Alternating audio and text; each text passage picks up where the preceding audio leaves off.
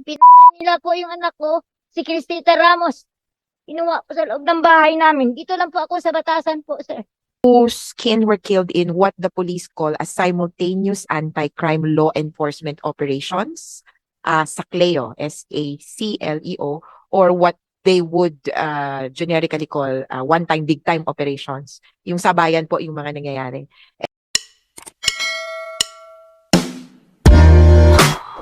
Okay. I hear a motion to dispense the reading of the committee report in the last hearing and approve the same.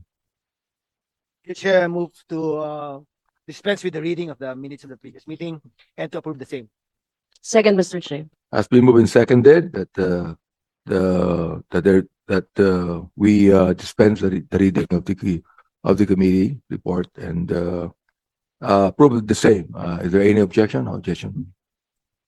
Motion is carried. Sa lahat po ng aking mga kasamahan dito po sa ating committee, nandito ngayon kahit na po sa Zoom ay meron po tayo. Sa lahat po na nagpaunlak ng aming paanyaya ay magandang umaga po sa inyo. Ito pong hearing na ito, mga kaibigan, ay para po sa inyo at hindi po natin hinaluan ito ng mga tao magsasalita ayon sa kanilang nais. Ano po? So, once again, salamat po for sharing your time with us. As the committee convenes today for yet another session of our inquiry into the alleged extrajudicial killings associated with the war on drugs under the previous administration. Our hearings thus far have been illuminating, shedding light on numerous aspects of this tragic issue. However, our work is far from over. There are voices that we have yet to hear. Just to reiterate a point I made in our last hearing, I would like to emphasize that the voices of the victims and their families are indispensable to this inquiry. I repeat, their testimonies are not just valuable for us to obtain the truth, they are actually essential. Kaya nga po kung halimbawang iba sa inyo ay hindi po ako masyadong kilala, masyado po akong forceful sa inyo. Alam ko po yun, no? Sapagkat nais kong kayo ay lumabas na sapagkat bago na pong administrasyon at hindi na po pala ikaw gagawin ng bagong administrasyon ang ginawa nung previous administration. Yan po ang nais kong sabihin sa inyo. Alright? Ito pong committee ito na pinapangunahan ng inyong lingkod fully acknowledges the fears, ano po, and the reluctance that many may feel about coming forward to testify. Na binibigyan po yan ng dahilan ng ating kapulisan. Nakakaunti lang kanilang iniimbisigahan sapagkat natatakot na kayo lumapit. Ngayon, ay babaguhin po natin ang sitwasyon. Ngayon po, sila na ang matatakot sa inyo. Hindi na po kayo dapat ang matakot sa kanila. Amen po ba? Ayun. Alright. These fears are real. They have basis. May batayan po ito. No?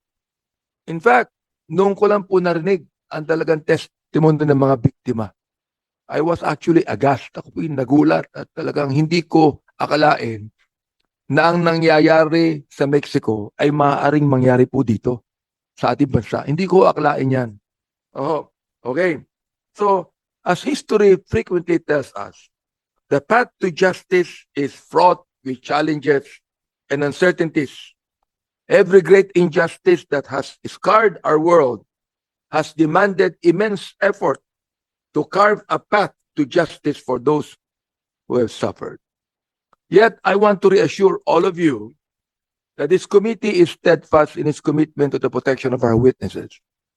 Ang committee ito, mga kaibigan, ay kakampi ng binayolate ang kanilang karapatang pantao. Alright? The House of Representatives is here to support you, suportahan kayo, to safeguard your rights, and to ensure your safety. Kinausap ko na rin po ang Director General ng Philippine National Police na ang kanilang tungkulin ay protektahan ang lahat ng ating mga taong bayan, anuman ang kanilang kalagayan. Hindi lang po ang akusado o ang gumawa ng krimen na ito, So ngayon po, with the proper motion, the members will hold an executive session with the families of the victims in order to obtain their testimonies under oath. As an additional layer of precaution, officially requested the Sergeant at Arms of the House of Representatives, retired Police General Napoleon Taas, and the Chief of the Philippine Police, Romel Cisco Marbil, to provide security for the victims and their families when they are inside and in their own homes, respectively, as provided under Section 37 of the Rules of the House. When a committee decides to hold an executive meeting, only those persons specifically authorized by the committee shall be admitted to the meeting, and they shall preserve the confidentiality of everything read or discussed in the meeting.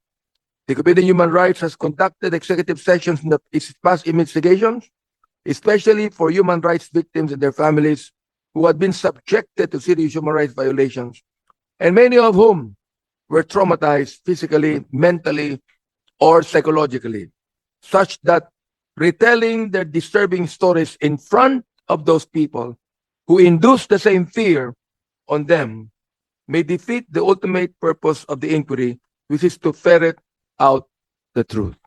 Na hindi lang po tayo ang nakakarinig dito, ito po ay nalalaman din naman ng taong bayan. Kaya maraming salamat po sa inyo. Yes, Congressman Chair. Rosas. Yes, Mr. Chair. Mr. Chair, I would like to ask Mr. Chair, kasi yung executive session, Mr. Chair, it would mean all of them ay may executive session. Mr. Chair, ang i-request ko sana ay i-public ang witnesses who would want na magsabi ng kanilang narrative, ng kanilang kwento para malaman ng publiko kasi Gawin ng publiko. oo, I believe gusto ng mga nandito na marinig sila ng Yes. publiko.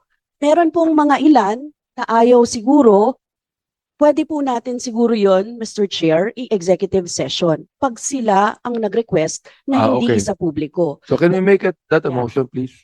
Mr. Chair, I would like to make a motion regarding the executive session for those who would want only to be for the witnesses who would want an executive session only, who would request for a executive session only. Otherwise, we make it public. Yes, otherwise make Okay. it public, Mr. All Chair. right. There's a motion. Is there a second? Mr. Chair. Moved and seconded that the motion of Congresswoman Rosas be approved without any objection. Same is approved. So let us now go with this hearing today.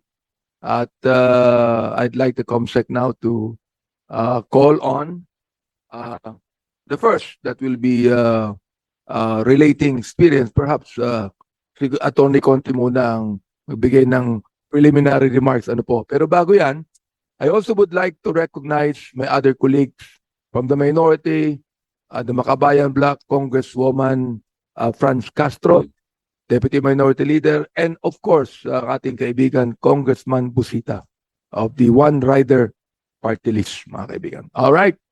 Well, let's start with Attorney Conti. Go ahead. Yes, Mr. Chair, but I would like to yield to the victims for today. But, hello? Hello? Okay.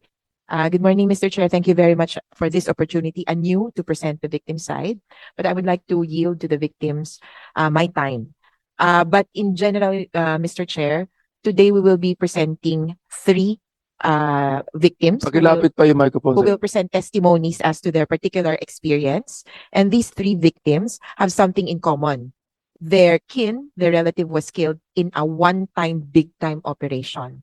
And hopefully this will provide a much wider picture of what happened.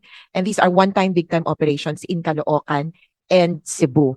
However, Mr. Chair, we would like to begin with the introduction of all victims who are present in the room. As of now, Your Honor, we have about 26 victims or 20, with 3 of them presenting their testimonies, Your Honor. Additionally, Your Honor, we have 3 church advocates who could perhaps share about their advocacy and assistance to the victims, Your Honor. Thank you, Attorney Conte. Salamat po sapagkat kung hindi na kayo nag-rally dito na kayo mag-rally sa loob. Okay? So I will be asking Attorney Conte to be the one to call on those that will testify right now. So sino una, sino pangalawa? Go ahead, Attorney Conte. Yes, Your Honor, we will perhaps with the indulgence of the chairman, we ask the victims to introduce themselves and their kin who was killed, Your Honor. And then perhaps we can go around the room. Thank you, Your Honor. Kilala lang po. Ako po si Mercedes Samson. Ina ni Ronel Haraba. Ang aming umaaya pinatok ng mga lalaking di kilala na nakabonet. At sila po ay nasa 7 o 8 katao. Ang iba ay nasa loob ng bahay namin at ang iba ay nasa labas. At pilit po nilang isinama ang aking anak na si Ronel Haraba. Magpakilala po muna kayo at mamaya po ay papakinggan po namin kayo sa lahat ng inyong kwento. Ako po si Mercedes Samson. Ina ni Ronel Haraba. Ang aming bahay ay pinasok po sa loob ng mga hindi kilalang lalaki na nakabonet. Okay, sino po yung anak ninyo? Si Ronel Haraba po. Ilang taon po siya? 30. Opo, siya po yung napatay. Opo. Okay, pangalawa? Ako po si Christine Pascual. Ang anak ko po si Joshua Laksamana po.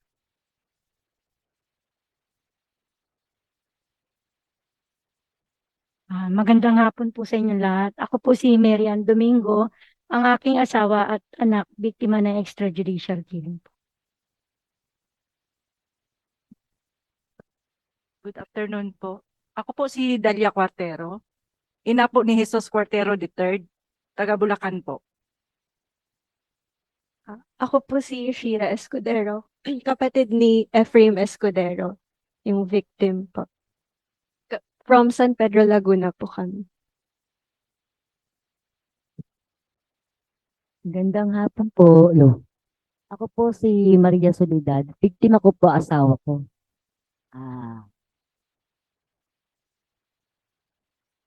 Sa ano po? Pakilakas po.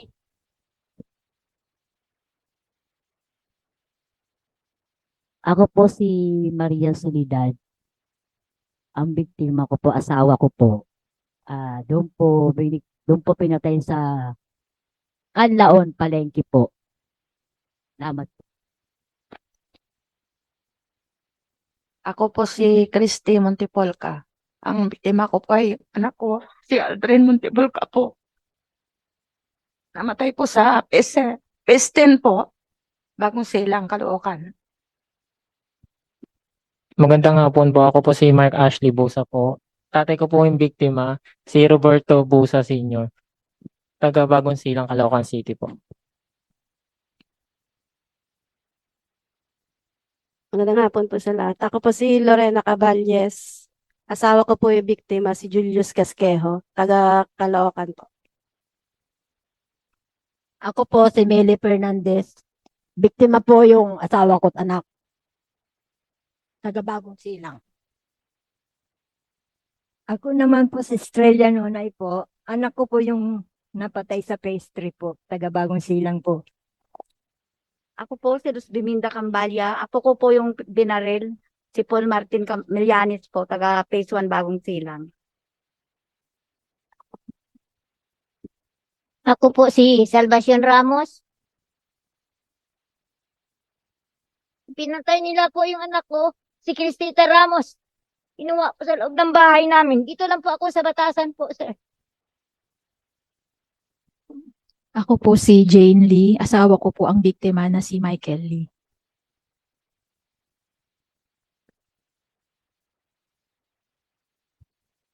Magandang araw po sa lahat. Ako po si Leory Pasco. Ang biktima po ay 2 anak ko po, Crisanto at Juan Carlos Lozano. Taga Quezon City rin po. Magandang umaga po sa ating lahat. Ako po si Nanay Emily Soriano. Ang biktima po sa akin ay si Angelito Soriano, 15 years old, taga Bagong Silang, Caloocan. Gandang araw po. Ako po si Norma de la Providencia. Anak ko po yung biktima, si John Rick Amoncio. Taga Bulacan po. And Mr. Chair, to give their testimony today, we have 3 victims, families, whose skin were killed in what the police call a simultaneous anti-crime law enforcement operations, SACLEO, SACLEO, or what they would generically call one-time, big-time operations. Yung sabayan po yung mga nangyayari. And may we first begin with an incident in Cebu. We have Baby Rosales, the mother of 21-year-old Angelito Rosales, who was killed October 2018 in Cebu. She will be testifying in Bisaya, Your Honor, but a rough translation of her testimony will be provided to the members of the committee and could be flashed on screen, Your Honor, so that she can testify in straight up Bisaya, Your Honor. Okay. Bago po yan, sino po sa Caloocan yung the courts has actually convicted those that sa mga pumatay po? Sino po sila? Ako po, Your Honor. Apo po yata kayo. Meron pa buong iba dyan? Ako po yung complainant po. Kayo lang po. Meron pang iba? Apat na isang convicted. O gusto ko pong sabihin, no, sa ating committee, no, officially na 4 pong police ang na-convict. Dahil lang po sa pinatay nila. Sino po pinatay? Bali yung asawa ko po, tsaka anak ko po, pinaslang po noong 2016 po. Alright. Salamat po. Ito na nagpapatunay. Nagpapatunay po ito na talaga pong talagang mali ang ginawa ng ilang mga kapulisan natin. So now we'd like to hear from Baby Priley Rosales. Ano po? Isa pong ina ng biktima. Sige po, Miss Baby, simulan niyo po. Please. Magandang araw po sa inyo lahat. Ako po si Bibi Prel Rosales. Ina po ako ni Angelito Rosales na pinatay noong October 4, 2018, yung one-time big time po. Nung gabi noong October 3, nag-celebration yung anak ko. 4 na anak ko at saka yung si Pwede Angelito. kayo mag-Bisaya, kung gusto niyo. Okay lang po. Bago po yan, ay gusto ko rin po kilalanin si Representative Ramon Gutierrez ng One Rider Party List. Okay, go ahead po, Miss Baby. Bisaya na lang po kayo. Nag-celebration ng mga anak ko, yung honor, kauban to sila mga yang iso na lalaki na si Angelito. Bandang alas 2 ng madaling araw, yung honor, October 4, nagkabagbuwag na sila yung honor kasi na mauli na sa silang kanya-kanyang bahay. Ako, yung honor, doon na ako sa karbo nagpuyo, kauban ako akong 4 ka anak, si Angelito nasa Pasil. Kung partly lang sa akong kuan honor, wala ko ikahadlukan kaya akong anak wala man dyan magbinuang honor. Bandang saglit lang ng mga minuto na anak ko na ibawaan nga nanay mga pulis, nanay mga pinatay galing sa Talisay, daghan na kayo sa pamatay honor di para nako wala lang nako kasi siyempre wa man ko magunahon na sa mga anak. Pagkatataod yung honor, nanay nagpaibaw nako nga nanay nahitabo ni Angelito dito sa Pasil. Nagdali-dali ko yung honor og dagan sa Pasil kay nanay pa nga nanay nahitabo sa akong anak. Pag adtor na ko sa Pasil yung honor, akong naabtan dito sa Pasil kaya akong ang mga pulis yung honor, wa man ko pasudla sa agianan yung honor. Diara sa dalwa ko pasudla sa bahay. Giinan ko sa pulis nga, naana tumasilingan nga, Sir, inahanin ni Angelito. Ang tubag sa pulis, honor, diha na siya, ay lang sa pasudla. Nagpaabot na sa kung pila ka minuto, nga abi nagpasudlon ko honor, wala man yun. Ang ilang silingan, nisulti na ako nga, ati, ang imong anak si Angelito, gidala na sa ospital nila sa mga pulis. Dito sa CMC sa Purgi, ilan ang gidala na kung anak honor. Siguro sa akong naibawaan sa mga iyaan o nakasaksi diya sa balay, Nisuod ang mga pulis nga wala sila kita nga papel, Your Honor. Ang ilang gipakita, litrato ra. Litrato ra sa akong anak. Was lagi pagkita nga papel. Uman gisulod nila nga akong anak, Your Honor. Ang ilang isikaran, siyempre tungkol sa kahubog sa akong anak, ninyo kabangon. Ang iyang living partner yang gipagawas, Your Honor, ang akong anak may ilang pasulubong brief, ug naman nilang gipasil dito sud sa kwarto. Ang ilang ipalabas, nga nisukol ko nung akong anak, manang ilang gipusil. Karon ang iyaan, diha mang iyaan sa tungod kanina o kinahibuman nga nung lagubo na ang balay. Niya na pagingiyaan, Your Honor, na ayaw na ninyo po sila. Takpan na ninyo, ug naman ka na isa ang akong pagumangkol. Kung sige buhat sa mga pulis, Your Honor, gipatira ng iyaan ug gipasaka sa taas. Mga pila na kaadlaw na itabo kan paghayal sa akong anak, Your Honor. Dahil niabot nga investigasyon sa mga pulis.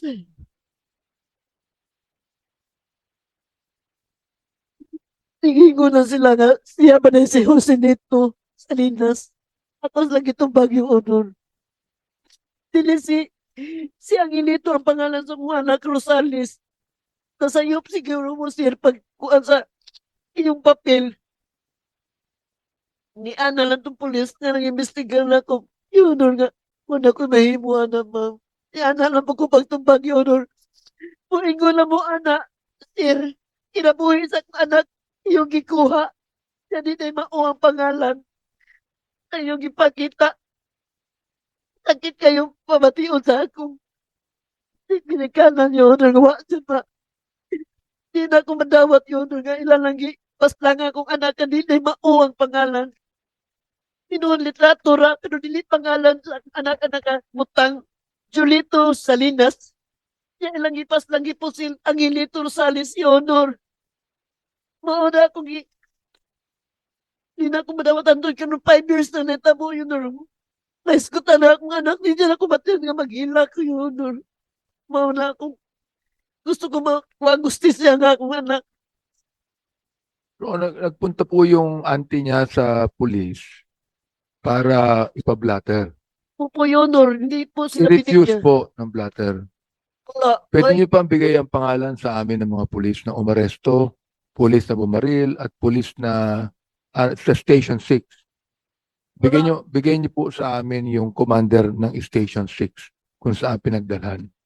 Opo, sapagkat iimbitahan po natin yan. If you could give that to us. Alright. Maraming salamat po. Perhaps you can go ahead, my dear colleagues, to ask any question to Miss Baby Pray Rosales if you have any, no? Hindi natin papatapusin pa itong mga lahat ng testimony, but you can now ask questions to the victims if you want. Congressman Chair. Torres. Thank you, Mr. Chair. Speaking the Go ahead. Oh, sige. Sorry, Mr. Chair. We also have interpreters for the victims. Hindi, Bisaya si Kong Flores, kaya he can speak. Go ahead. Baka sa amin kailangan na interpreter. pagpatay sa imong anak, ang pila ka adlaw haya kanadto sa police station para ipablatter. Ang mga iyaan po, sir. Pero nalubong na si Angelito. Pagkahuman na paglubong. Oo. Pag naglubong mga 1 day or 2 days pa to, nanay ni anak nga taga-size. Naimbestigar na nako. Unsa man ang size? Percento size po. Percent 6 Oo. sa Cebu City. Sa Cebu City. Imbestigaran na ko nila. Pagtanaw na ko silang papel, Julito Salinas ang nakabutang. Bato nakaanak ko, wala may Julito jud nakapuyo diyan banda sa Samua. Pero samtang naghaya pa wa kami adto sa police station para magpa-report. Akong kuan bayaw ni adto. Dili man sa tagaan. Dili taga-ano gunsa. O kanang kuan record kanang kuan sa police report. Kay mangutan man para asa. Unya na lang balik ka lang wala pa busy pa ana. Nailan ba ninyo kinsa tong pulis nga wala may hatag sa inyo sa report? Wala na sa ko kakuan sir. Wala po niyo ko ang pangalan. Wala sir. Pero nasayod pa mo, nahinumduman pa ba ninyo unsang adlaw to? Mga giadto dito? Wala na ko kayong dumato si tungod na sa kakuan na jud na ko ato sir. Sa bagsak sa hunona sa akong anak. Salamat. Thank you, Mr. Chair. Kailan po nangyari yun? Yung one time, big time po, Your Honor. October 4, 2018. Okay. Alas 3 na madaling araw. Kayo interpreter, no? Can you please, translate what he said, what she said? Sabihin niyo lang. Yung kanina, naalala mo mga sagot niya? Sige lang.